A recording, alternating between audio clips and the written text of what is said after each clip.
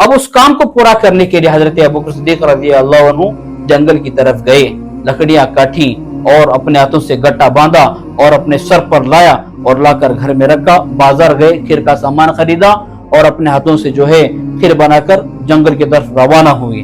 चल रहे हैं, चलते चलते चलते चलते मदीना खत्म हो गया, जंगल शुरू हो गया। फिर जंगल के अंदर चल रहे हैं, चलते चलते पूरा जंगल खत्म हो गया और पथरीली जमीन यानी ऐसी जमीन जिसमें कोई पत्थर नहीं हो, यानी रेतीली जमीन। और कहीं दूर जाने के बाद उस रेतीली जमीन में न कोई घास, हरी घास नजर आ रही है, न पीने के लिए कोई पानी है।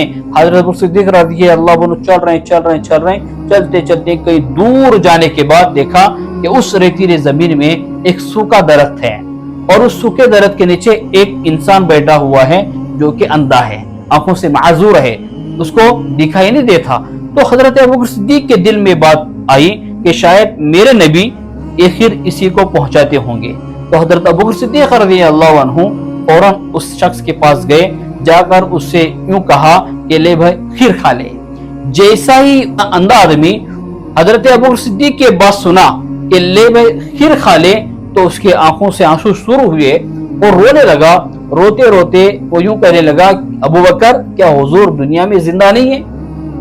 तो हजरत अबू बकर सिद्दीक रज़ी अल्लाह अन्हु परेशान हुए। परेशान इसलिए हुए कि इसको कैसे मालूम कि मैं अबू बकर हूं। तो हजरत अबू बकर ने फौरन जो है सवाल किया कि भाई तू तो अंधा है, तुझे मालूम भी नहीं है, तूने मुझे देखा भी नहीं है, कैसे क्या मालूम है कि तूने मुझे कैसे पहचाना कि मैं अबू बकर ही हूँ? तो अंधा आदमी कहने लगा, अबू बकर जब अल्लाह के नबी अलैहिस्सलाम मेरे पास आते थे खीर लेकर, मुझसे यूं कहा नहीं करते थे ले भाई खीर खा ले, बल्कि हुजूर अलैहिस्सलाम खुद अपने हाथों से मुझे खीर खिलाया करते थे। वो काम तुमने नहीं किया जिसकी बुनियाद पर मैंने पहचान लिया कि तुम अल्लाह के नबी हो नहीं सकते।